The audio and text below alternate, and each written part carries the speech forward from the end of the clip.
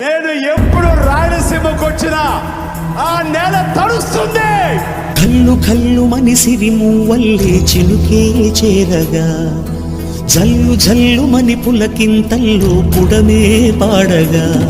హరివిల్లు ఎత్తి కరిమప్పు వానవాడాలే వేయని, నిలువెల్ల మంచు వడగళ్ళు తాకి కడగళ్ళే తీరని, జడివాన జాడతో ఈ వేళ జన జీవితాలు చిగురించేలా రాలసీమలో